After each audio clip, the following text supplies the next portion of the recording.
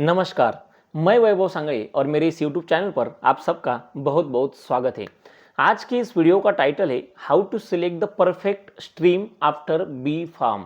मतलब अपने B pharm के बाद जब भी आपको मास्टर्स करना है, एम फार्म करना है या किसी भी तरह का मास्टर करना है, तो एक परफेक्ट फील्ड या परफेक्ट डिपार्टमेंट को या परफेक्ट स्ट्रीम को कैसे चूज करें। अगर आपका बी फार्म हुआ है तो आने वाले 10 से 15 मिनट मेरे साथ ज़रूर जुड़े रहिएगा। कुछ इंपॉर्टेंट और प्रैक्टिकल इंफॉर्मेशन देने वाला हूँ जो आपको हेल्प करेगी आपका डिपार्टमेंट या आपकी स्ट्रीम चूज करने में। तो इसलिए आने वाले 10 से 15 मिनट ज़रूर मेरे साथ रहिएगा। मैं गारंटी के साथ बोल सकता हूँ कि ये 15 मिनट आपको बहुत हेल्प करने वाले हैं। देखिए, मैंने बहुत सारे स्टूडेंट्स से लिंक्डइन पे मुझे मैसेज आया बहुत सारे स्टूडेंट्स का कि एनालिसिस ले लूँ या फिर क्वालिटी एश्योरेंस ले लूँ या फिर रेगुलेटरी अफेयर्स ले लूँ।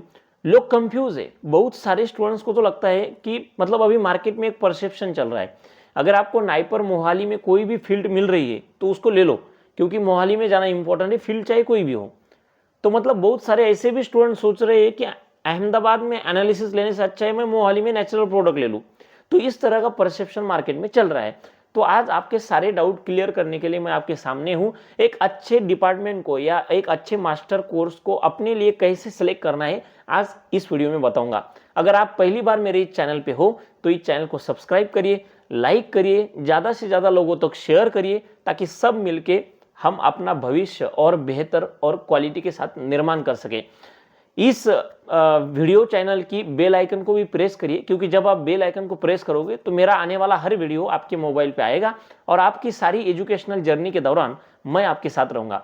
तो चलिए शुरुआत करते हैं आज के इस वीडियो की, how to select the perfect stream after B pharm. मतलब बी फार्म के बाद एक अच्छी स्ट्रीम या अच्छा कोर्स कैसे सिलेक्ट करें अपने खुद के लिए।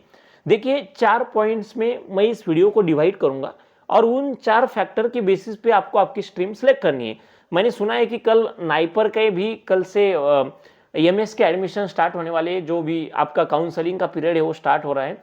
तो इसलिए मुझे लगा आज ये वीडियो बनाना बहुत इंपॉर्टेंट है।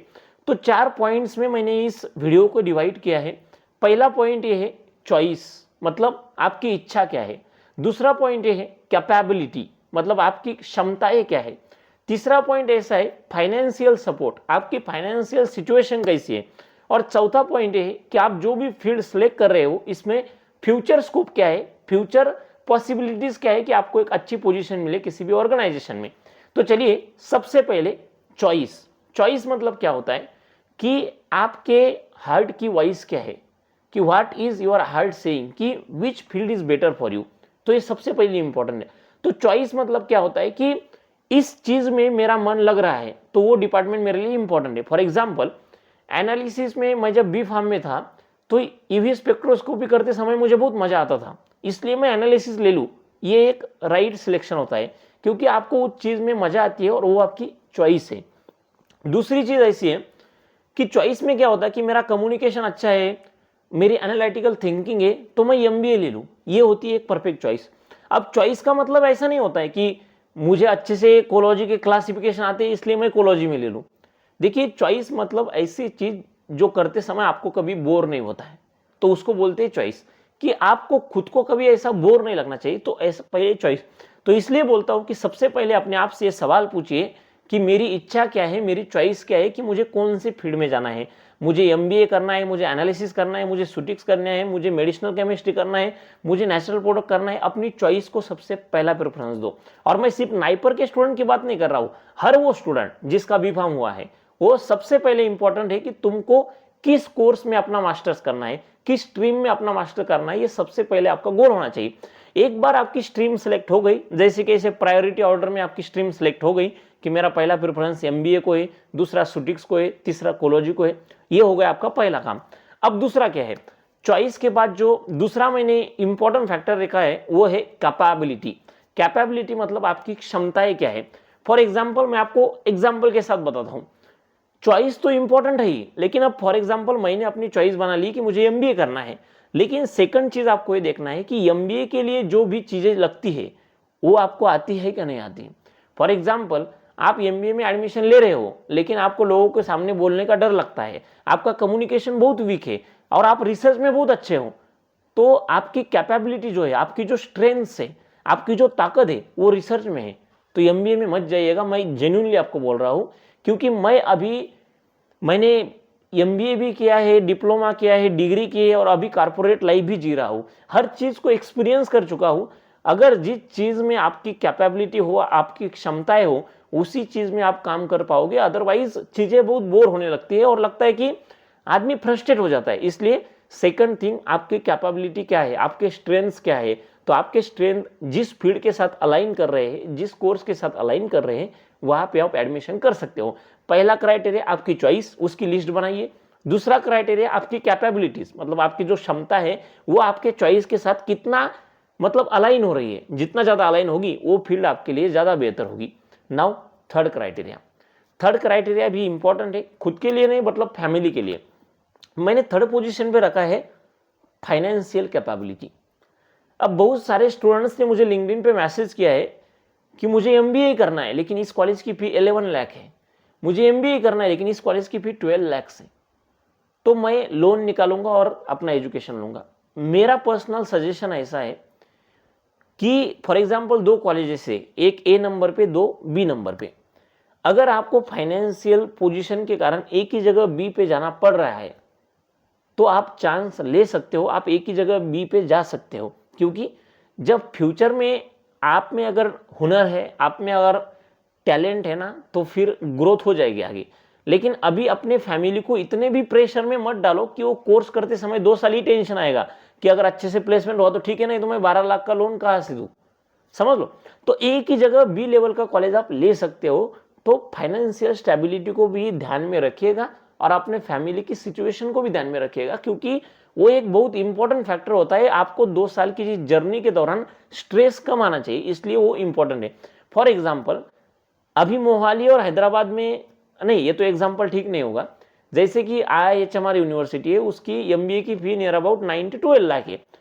और कोई सिंपल वाला इंस्टीट्यूट पकड़िए जिसकी फीस जैसे कि डिप्सार है, या फिर कोई और सिंपल ले लिए चितकारा यूनिवर्सिटी है, पंजाब यूनिवर्सिटी है, जिनकी फी 4-5 लाख है। तो ऐसे सिचुएशन में तुम कर सकते हो, मतलब मुझे IIHMR मिल रहा है लेकिन 12 लाख की जगह मुझे पंजाब यूनिवर्सिटी में 5 लाख में एमबीए मिल रहा है, तो इस जगह पे तुम कॉम्प्रोमाइज कर सकते हो। क्योंकि यहाँ का भी एमबीए इतना बुरा नहीं है कि वो आपको एक अच्छी लाइफ दे। एक बार शुरुआत हो गई तो फिर तो सब आपके टैलेंट पे डिपेंड होता है। इसलिए फाइनेंशियल स्टेबिलिटी इज और third factor, choice, capability, financial stability. और चौथा और आखिरी और सबसे इंपॉर्टेंट फैक्टर है फ्यूचर प्रोस्पेक्ट और फ्यूचर स्कोप। मतलब जो भी फील्ड आप ले रहे हैं उस फील्ड में फ्यूचर में स्कोप कितना है। फॉर एग्जाम्पल आपको पता है कि इंडिया रिसर्च में बहुत कम रिसर्च इंडिया में होता है, लेकिन जी हाँ, इंडिया में फॉर्मुलेशन बहुत बनते हैं। मतलब कोई ओरल डोसेज फॉर्म है तो उसका पैरेंट्रल बनता है, कोई लिक्विड है तो उसका सॉलिड बनता है, नेजल बनता है, तो फॉर्मुलेशन तो बनते हैं। अब फॉर्मुलेशन रिसर्च में कौन करते हैं? सुटिक्स वाले लोग करते हैं, फॉर्मुलेशन वाले लोग करते हैं, तो वहां पे स्कोप है।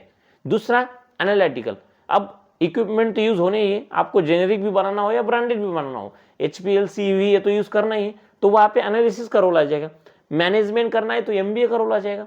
अगर किसी को, आजकल बायोटेक्नोलॉजी की फील्ड भी बहुत इंटरेस्टिंग हो रही है, क्योंकि वैक्सीन हो, स्टम सेल्स हो, ये रिसर्च में चीजें आगे जा रही है। तो अगर किसी को वहां पे इंटरेस्ट हो तो आप वहां पे भी जा सकते हो। तो इसलिए आप जो भी कर रहे हैं उसको, उसमें फ्यूचर स्कोप कितना है ये इंपॉर्टेंट है। मैं आपको 2-3 पॉइंट इंपॉर्टेंट बताने वाला हूं। अगर आपको मास्टर्स करना है तो रेगुलेटरी अफेयर्स में मास्टर करना मुझे ठीक नहीं लगता, क्योंकि कोलॉजी वाला बंदा भी आगे जाके रेगुलेटरी में जा सकता है। बहुत सारे डिपार्टमेंट ऐसे हैं जो बंदा आगे जाके रेगुलेटरी में जा सकता है। QA QC ये भी ऐसे डिपार्टमेंट है जो एकदम स्पेसिफिक हो जाते हैं। अगर आपने किसी पर्टिकुलर सब्जेक्ट में अपना मास्टर्स किया तो उसके बाद आप QA में जा सकते हो, QC में जा सकते हो, रेगुलेटरी में जा सकते हो। तो इसलिए इन सब्जेक्ट्स में मास्टर करना इतना इंपॉर्टेंट नहीं है। आप ट्राई करो कि जो मेन कोर सब्जेक्ट्स है उनको अपनी फर्स्ट प्रायोरिटी रखो। फॉर एग्जाम्पल अगर नाइपर की बात करें, आपको अगर मोहाली में एनालिसिस मिल रहा है और आपकी फर्स्ट चॉइस सुटिक्स है, और अगर आपको अहमदाबाद में सुटिक्स मिल रहा है, तो मेरी ये सजेशन है कि आप अहमदाबाद में जाइए और सुटिक्स लीजिए, अपने पैशन को फॉलो करें। क्योंकि एक अच्छा इंस्टीट्यूट आपके साथ सिर्फ 2 साल के लिए रहेगा, लेकिन एक अच्छा कोर्स आपके साथ पूरी जिंदगी भर रहेगा। याद रखिएगा, एक नाइपर आपके साथ 2 साल के लिए रहेगा, लेकिन एक अच्छी स्ट्रीम आपको जिंदगी भर ग्रोथ देगी। इसलिए अपने इंटरेस्ट को फॉलो करो और वही चीज़ें को प्रेफरेंस दो जो आपके लिए इंपॉर्टेंट है। हाँ, ज़्यादा भी कॉम्प्रोमाइज़ मत करो, जैसे कि आपको मोहाली है और नाइपर हाजीपुर है, मैं इसलिए आपको बोल रहा हूँ, मैं किसी कॉलेज को कम या ज़्यादा नहीं बोल रहा हूँ, लेकिन जो फैक्ट है वो बोल रहा हूँ। अगर मोहाली है और हाजीपुर है, आपको हाजीपुर में कुछ मिल रहा है, मोहाली में कुछ मिल रहा है, हाजीपुर में सुटिक्स और मोहाली में नेचुरल प्रोडक्ट, तो इस सिचुएशन में मैं आपको बोलूंगा कि मोहाली का नेचुरल प्रोडक्ट ले लो, लेकिन आप मोहाली, अहमदाबाद, हैदराबाद इन चीज़ों को कंपेयर नहीं कर सकते, तो इसलिए उस हिसाब से आपका डिसीजन लीजिएगा। तो while taking your decision, keep in mind 4 important factors. First is your choice. Second is your capability. What is your strength? What is your weakness? Third, what is your financial stability? And fourth and most important, आप जो भी course करने वाले हैं उसमें future scope कितना है। Again वही चीज़ बताऊंगा, किसी भी कॉलेज में एडमिशन ले रहे हो, लिंक्डइन पे जाइए, उस कॉलेज के एलुमनाई को फाइंड कीजिए, रिक्वेस्ट भेजिए, उनके साथ डिस्कस करें। किसी भी इंस्टीट्यूट में आप जाने वाले हैं तो अच्छे से रिसर्च करिए, ताकि बाद में पछतावे से अच्छा है अभी अच्छे से रिसर्च करो। आपको कोई भी प्रॉब्लम हो इस सारे इशू में, पूरे फार्मास्यूटिकल एजुकेशन में, इस वीडियो के कमेंट में डालिए। जो भी कमेंट मुझे ऐसे लगे कि इंपॉर्टेंट है या किसी स्टूडेंट को मेरे हेल्प की नीड है, मैं ट्राई करूंगा कि आपको हेल्प करूं, क्योंकि यही एक मंथ है जहाँ पे एडमिशन्स होते हैं। मैं ट्राई भी करूंगा कि हर दिन इवनिंग के टाइम या फिर सैटरडे संडे मैक्सिमम टाइम में स्टूडेंट के साथ कम्युनिकेट करने में देने का ट्राई करूंगा।